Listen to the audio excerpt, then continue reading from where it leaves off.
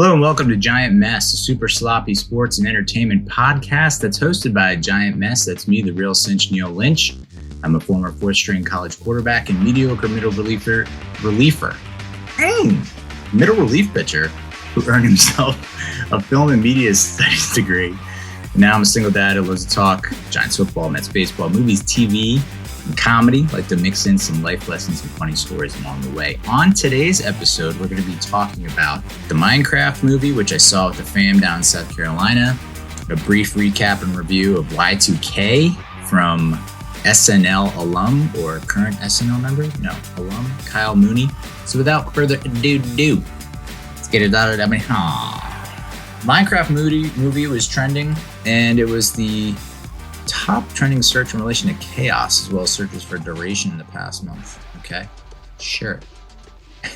I don't know what the hell that means. I mean, I've never played Minecraft. I know that when I was working at Dailymotion back in like 2012 to 2016, I feel like I was constantly looking at like top YouTube search trends, and it didn't matter how you sorted or filtered or categorized what you chose amongst the Google trends. Like Minecraft was in the mix. Like it could be like accounting services, like Minecraft, like gardening, Minecraft. Like it was a phenomenon. And then once my niece and nephews got of age to play video games or even just to watch YouTube on their own, it felt like they were constantly watching Minecraft, someone else playing Minecraft on YouTube, which still to this day, I just don't get. I'll never understand watching someone else playing video games. I mean, I've talked about it before where like I would play video games and my dad would, in the basement, I would be playing video games. My dad would come down and he would watch me, and I would get almost nervous and tense. Like I didn't want to mess up. And then he was like the peanut gallery. He would make little comments here and there, and I'd be like, "Dad, try to play." And I think he just wanted me to ask, "Hey Dad, do you want to play?" Like he didn't want to be the guy to be like, "Hey, can I play?" He just would sit there and make comments. And I don't know if he wanted to play or if it was just like he wanted to support me. It's like, so this is what you like and this is what you do. So I'm here for support, but also like, you should have jumped there. And it's like, Dad, you don't even. All right, this isn't Intellivision, Dad. This isn't Atari. Okay, there are like 4 buttons I'm dealing with here. So Minecraft movie, Jack Black, Jason Momoa, one of the chicks from Orange is the New Black, can't remember her name, another lady, don't remember her name, and then the kid, don't know his name. The kid had a lisp. I don't know if that was intentional or if it's just like he just has a lisp, but I was really impressed with the visual effects. I thought the visual effects were awesome. I don't think it's going to be, I don't think it was, I mean, I could be wrong, but I don't think it had the kind of box office that something like a Mario Brothers movie had. Or it did like holy shit. I guess it did. $950 million worldwide, 420, what up? 420 million domestically. So yeah, it did pretty well. It actually surpassed the Super Mario Brothers in terms of box office revenue. I would not have guessed that because it felt like when Super Mario Brothers came out, it was everywhere. Like my daughter hadn't even watched the movie, hadn't even played any of the video games, but wanted the T-shirt. Like we would go to the Target and she'd be like, "I want that." And so we'd get her the T-shirt, and it was just like, and they had a Super Mario Brothers themed graduation party for her pre-K. It just didn't feel, and maybe because she's a little bit on the younger side, and once you start to get into like 7, 8, 9, or even to the tweens age, like my niece, then you might see it'd be a little more prevalent. But I've tried watching these Minecraft gameplay videos on YouTube, and I get a piercing, throbbing, pulsating headache within the first 5 minutes because it's just non-stop talking. Like there's no like take a breath. There's no like I'm going to slow down the pace here. It's just 1,000 miles per hour all the time. Oh my God, look at this. Now I'm doing this. Whoa, what's going on here? And oh my God, and now he wants to do this. And and it's just like, hey, this is why kids like it's okay to be quiet and silent and just sit in the silence. It's okay. Like we don't have to have constant stimulation and someone talking the entire time. But I do wonder like what kind of overall impact Minecraft will have on that generation, because it is, for the most part, it's like kind of, I don't want to say like a learning and educational tool, but if you watch, like they're building things. Like you have to build this and then you have to do this. And it's almost like The Sims in a way, but like more practical. Like I guess The Sims that I'm thinking about I'm thinking of Roller Coaster Tycoon. I think I'm thinking of Roller Coaster Tycoon, but it's like you have to build an amusement park. And then you have to deal with the ramifications of like, well, the way you designed it, there's a bottleneck here. And so everyone's getting jammed, and then there are injuries and fights and blah, blah, blah. And so, the fan approval or guest approval goes through, decreases. So with Minecraft, it's like, well, we need food. So we need livestock. And we need to build things to keep the livestock in, but we need to feed the livestock. So now we need to plant a garden to feed the livestock. And then and it's just like very interesting how a game like that, I come from a time where it's like a plumber and his brother try to defeat a gorilla to save a princess. And there's also turtles that fly, it's like, it's fantastical. And this feels a little more based in reality, even though I fully comprehend and understand that there's like dragons and shit, and there's all kinds of cool stuff in the game. It just feels very like, it's not just jump and run and throw and kick. It's actually create and build, but also I guess you could destroy as well. So that's cool. What's funny about the Minecraft movie is I went to see it in South Carolina when I was down in South Carolina visiting my family. And they do not. I go to the movies a lot. I love going to the movie theater. I love it. I mean, there's sometimes where I get anxious in the theater for sure because there's stuff going on, which I'll get to in probably the next episode. That really threw me off. But my sister's family, nope. I don't think my brother-in-law has been to a movie theater in, I want to say 16 years. It's been a cool decade since he's been in a movie theater. And, it's just not for everyone. And I get it, but I love it. And I was like, when we were down there, I was like, we should go. Like, I mean, my niece and my older nephew, they fucking love Minecraft videos on YouTube. So I thought they would be pretty amped. And I kind of threw it out there. And I think my sister got a little pissed. Like, I don't want to take them to the goddamn movie theater. Like, I don't want to go to the movies with all these kids, because it's like my niece, my older nephew, my younger nephew, who was like still 3 at the time but about to turn 4, and then my daughter, who's 6. So it's 4 kids and 2 adults. My brother-in-law is completely out on that idea. He's like, no thanks. And then also, I guess, there was some news stories about how, like, there was a lot of shit going down in the theaters during Minecraft screenings, like people getting up and dancing or yelling or some kind of like, almost like what happened with Rocky Horror Picture Show. I still think about, they did a screening of the Rocky Horror Picture Show. It was the first time I've ever seen it. They did a screening of it at training camp in football at Hun, when I was at Hun for a hot minute. And people were like yelling stuff at the screen. I was just like, what is going on up in this room? You got a bunch of big sweaty dudes yelling stuff at a screen about a cross-dressing dude and this guy and that gal, and what's happening here? It's just like, I'm only 15. But none of that happened in the movie theater. So I think my sister might have been a little, anxious and nervous about that. But it turned out for the most part to be okay.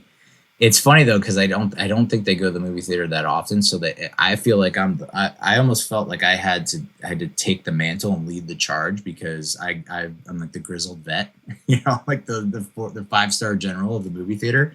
So it's like I know exactly what's going down, and I felt like the rest of the crew was a little bit lost and confused and like didn't know what to do and like didn't know where to look or what to say. I'm just like barking out orders. But yeah, so that was funny, like just trying to get them all like, okay, now what do you want to eat? And do you want something to drink? And then, and you get your drinks over there. Like I felt like I was I was like the brand ambassador for this theater. Like just, I was the tour guide for this theater. Like, okay, and on your left, you want to take your ticket? Yep, take your ticket. I did feel bad for my sister though, because the seats that I got though were pretty decent. Like I think I got the good seats because it was in that aisle where it's like the big aisle where everyone kind of walks through, which I guess, yeah, that could suck if you have a lot, especially in a movie that's for kids where it's, everyone's getting up and going to the bathroom every 5 minutes. But I think I prefer that where it's like you got the big space in front of you, plenty of leg space, as opposed to then you have a row in front of you. But oh man, my youngest nephew, who's 3, just like couldn't stop moving, couldn't stop talking, and I felt really bad for my sister. My sister sat next to him, and I don't think she saw a single second of that freaking movie. But I applaud her, and I thank her, and I commend her for being able to for the most part, corral him and like keep it at a low roar with him like, okay, shit, okay, yeah. Ultimately, I mean, I enjoyed the movie. I think it was directed by the dude who did Napoleon Dynamite, Jared Hess, maybe, and it had very Napoleon Dynamite vibes to it, for sure. Jason Momoa, I thought, pretty decent performance. I mean, I love Jack Black and pretty much everything he does, so he can do no wrong in my eyes. So I really appreciated him and the effort he gave, and like the visual effects were incredible. And for Jason Momoa to have like straight up admitted and confessed he's like didn't play any video games growing up, and I don't think he's to this day has played a video game. To be cast in that kind of movie, and then as a character who's like a video game arcade champion, interesting choice. And he's supposed, and we all know Momoa is like, okay, this is Aquaman. This is, big, burly, hulking physique. But he's playing this like he's trying to be this action hero in this movie, but he's failing, and like, he's not, looks could be deceiving. And I dug his style for sure. He had sweet shades. He had like the kind of the Macho Man Randy Savage leather jacket with like I don't know if you call it tassels. They're not tassels, but like the strips hanging down off the sleeves, like torn denim, jeans, sick high tops. So yeah, like the aesthetic was there. I feel like maybe the writing could have been a little bit better for his character. I think with Jack Black, it's like you don't have to really worry or concern yourself with him. Like he's gonna bring it. You don't have to worry about how his delivery or his improv skills. And I feel like Momoa, give all things considered, not bad. Because a lot of times you'll see an actor who's not necessarily known for their comedy try and do comedy and fail miserably. But, I think he's not exactly Chris Hemsworth. I think Chris Hemsworth showed that he has comedic chops. And I just read recently and saw that he kind of regrets the approach that he took in Thor: Love and Thunder, that he leaned too much into the comedy and defaulted to comedy as opposed to what would have made more sense in the moment, maybe, to give it a little more weight. But Interesting to see how he's grappling with that. And then so now Momoa, is this going to open the door for him to do more comedy movies? Maybe, but I enjoyed it. I think the kids enjoyed it, and that's all you can hope for there. Y2K was another movie that was making the rounds and trending a little bit back in April. I think I'm not alone when I say this, but I'm just disappointed, man. So disappointed. Like, it's got a awesome premise that, like, I'm shocked to this day that no one came up with this idea before. Like, I'm trying to think of, 99 was a interesting year. I was a freshman in college, so it was freshman into sophomore year in college, spring, freshman, sophomore, fall of sophomore year. And so, like, it was actually, I don't know what I didn't do a heat check around the globe, but like for me and in that environment, it was like it was pretty serious. Like, we had professors saying, like, hope you stacked up on your non-perishables, bro. It's just like, what? I'm 18. I just became an adult. What am I supposed to do? And yeah, I feel like there were a lot of faculty and professors in the college itself were taking it very seriously and taking a very like overly cautious approach. I don't know. It could have been just me, I have a tendency to do that, catastrophize and whatnot. So very possible that was not happening at all, but it felt like that's the vibe I was getting from a lot of the people on campus was like, this is a serious thing. It's going to happen. I even remember being at a party when it happened. It was a New Year's Eve party. I was back home, for winter Christmas break. And one of my friends from high school was like, we're going to this party. And I was like, all right. And then, had tipped a few back, bent a few elbows, partook in some paraphernalia. And then the countdown's happening and we're all kind of just like looking around like, oh boy, here it comes. And then nothing happened. And I'm like, I can't believe we made such a big deal out of that. But so like I don't think that there were any movies that really were addressing that. Like, all right, I gotta look it up now. Now you got me thinking. Were there any movies about Y2K in 1990?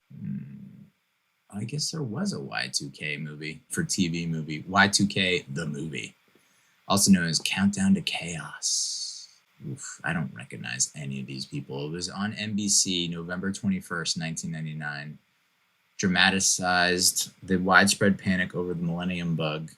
Imagine a scenario where computer failures at the stroke of midnight on January 1st, 2000 led to catastrophic events. Power outages, nuclear meltdown, planes crashing, hospital failures, prison doors unlocking. The movie aired with a disclaimer stating this program does not suggest or imply that any of these events could actually occur. Oh boy. Widely criticized by both critics and the technology press for sensationalizing the Y2K issue. There was another Y2K movie that went straight to video titled Y2K. Louis Gossett Jr., Sarah Chalk, and Malcolm McDowell.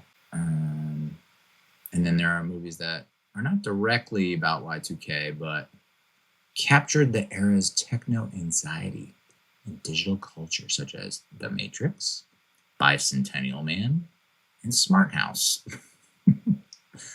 Yeah, so it's like, for something that was, it felt like that's all people could freaking talk about in 1999. There wasn't a ton of movies about it.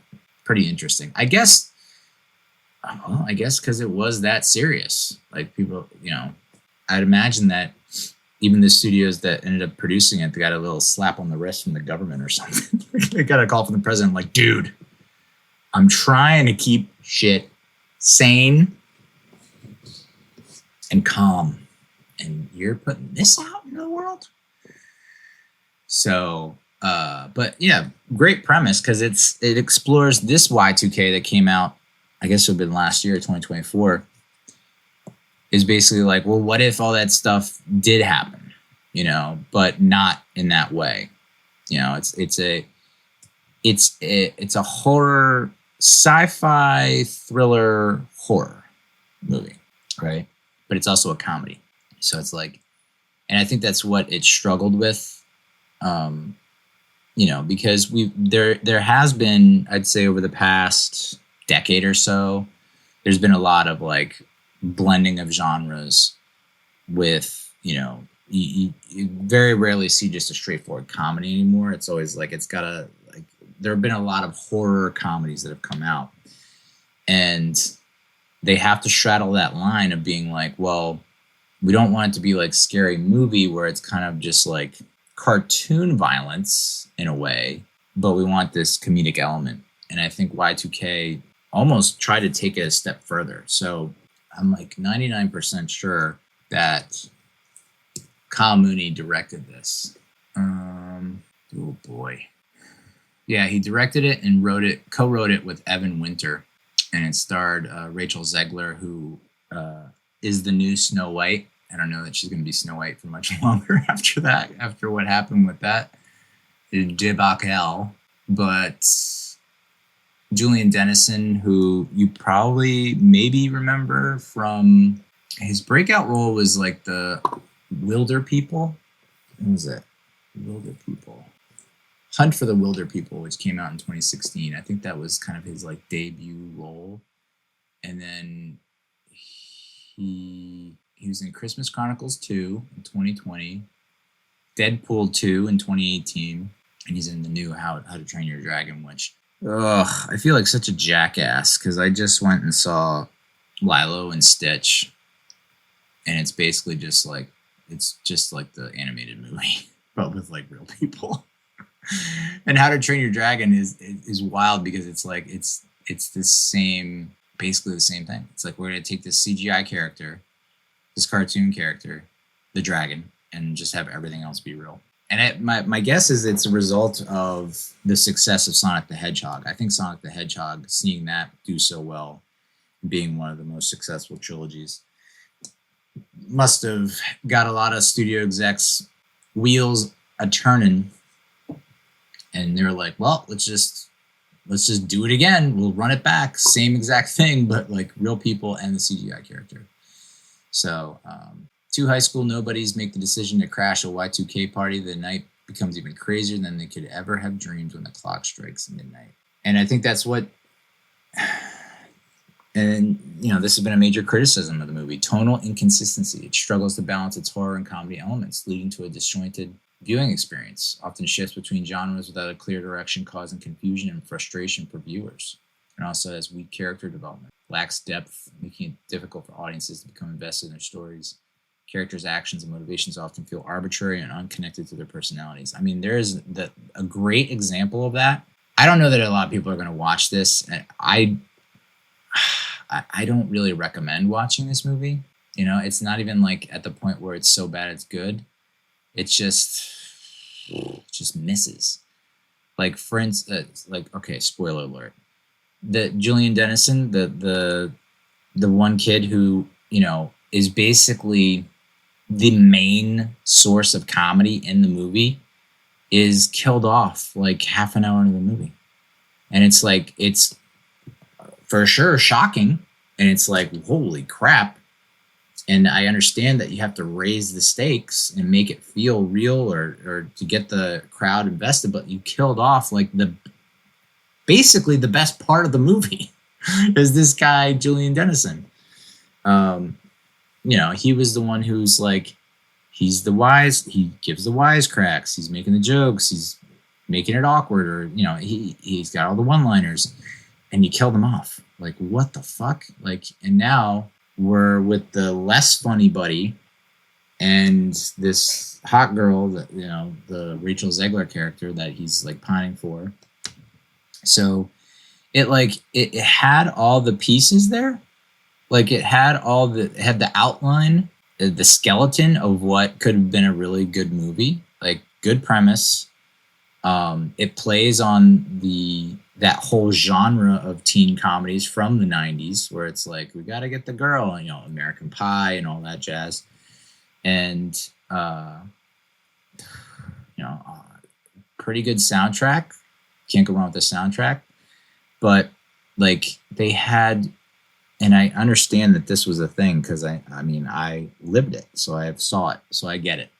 But like a lot of kids white kids from the suburbs who thought they could rap and like could not rap worth a fucking lick. And, the one guy's saying that he's into, almost into like Dead President's Tribe kind of rap. And then another one's like, well, I'm into rock rap. And at one point they try to have like a freestyle battle, and it is awful.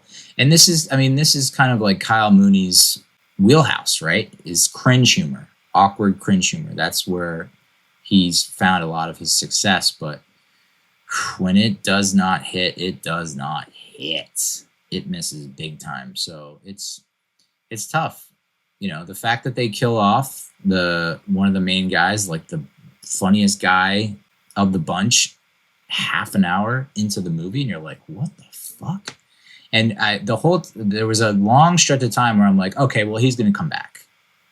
Like we're gonna find out that like he wasn't really dead, that like, I don't know, something happened, and he's gonna come back and be a big major part of them saving the day. And it's like, nope, he just axed. And then shortly after that scene where he gets killed, the other kid with the long hair who has been in Stranger Things, he's in a season of Stranger Things. He was in that movie where like I think his dick gets cut off, and they have to find it and put it back on him. That was a crazy movie. Let me see here. Is that him? It looks different. I don't think that's him. But yeah, that is him. Okay. No, this isn't him. Who's the guy I'm looking for? Oh. Is he uncredited? Ooh. That sucks. Oh, here it is. Eduardo Franco. He was in Booksmart and The Package. The Package is the movie that came out in 2018 that I watched, where it's basically like he gets his dick cut off and they have to find it and reattach it. Wild movie. But yeah, he was in Self-Reliance, Stranger Things, and it's really the only ones that I recognize. So this guy CJ, who's just again not funny. It's when shit hits the fan, right? Clock strikes midnight, all the various electronics in the house, anything that's electronically powered goes haywire and starts just offing people. The Julian Dennison kid, he gets offed. And then so they were in the garage. That's where Julian Dennison gets killed. They're in the garage. They open the garage door. They go outside. For some reason, he has his skateboard, and he sees like a car that has like been tipped on its side or something like that, or like a telephone pole has crashed down onto a car, and it forms kind of like a rail that you would do like a trick on for skateboarding. And so he's like, oh, sick. Like this is after everyone's just been murdered and in his face. Like he just saw a bunch of murder, saw a kid that died, very emotional moment. And then he decides, I'm going to do a skateboarding trick off the fallen telephone pole. Like we're going to do a rail. He does the trick, falls, and kind of crashes and dies. Like, what? Like, it's just, okay. I get, like, I think that was supposed to be funny, but it's just like, that's the way you kill off that guy? Like, it's not even really related. Like, I understand listen, there's no mistaking the guy's dumb. Like, it's very clear the guy's dumb. And yes, I would imagine that most of the audience wants to see him die. But what a stupid, dumb way to go. And I guess that aligns with his character and his personality. But Jesus Christ, like, I don't know. I just think that was such a, like, why even have him in the movie?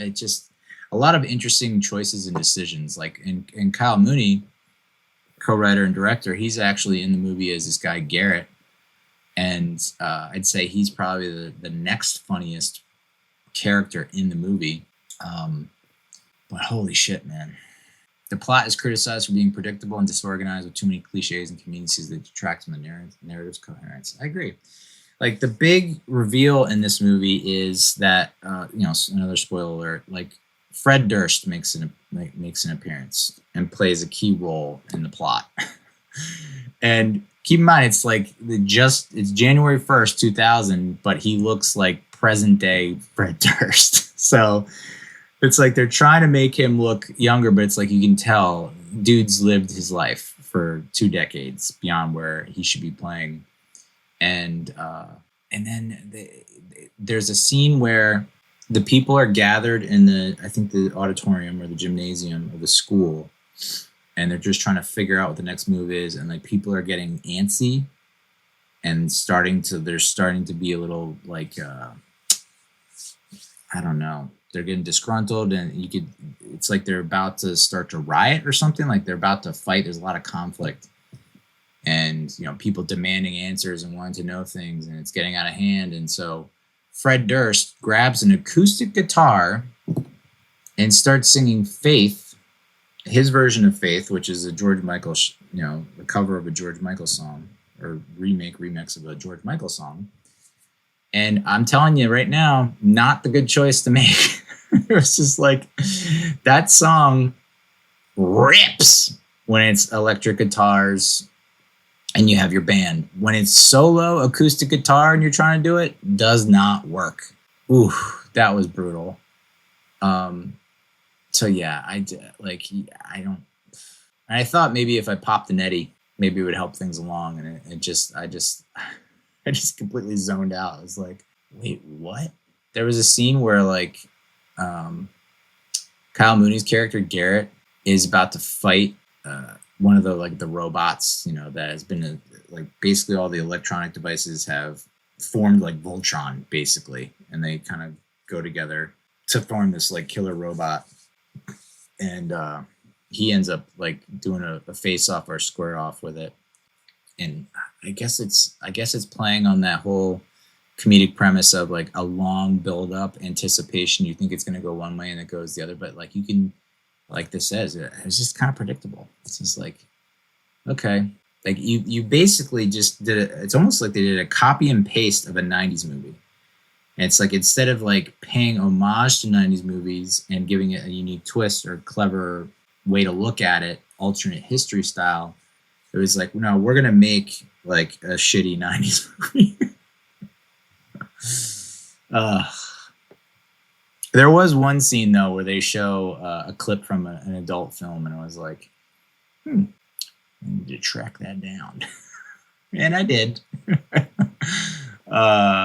So yeah, that was probably the only good part of that whole movie. Whew, it was tough. Yeah, it's such a bummer because good premise.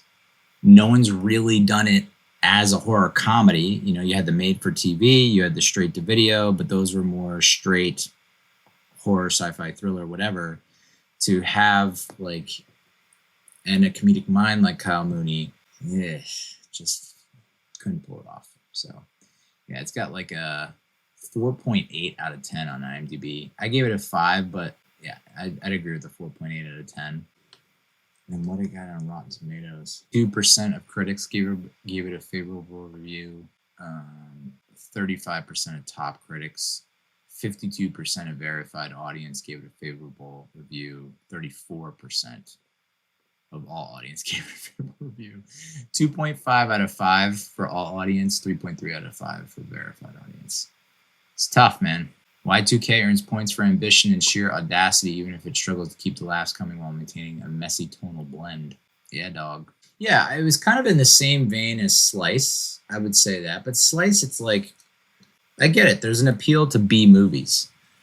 The whole idea that it's so bad it's good. Rewatchable B movies because they're schlocky and whatnot. But yeah, I don't know.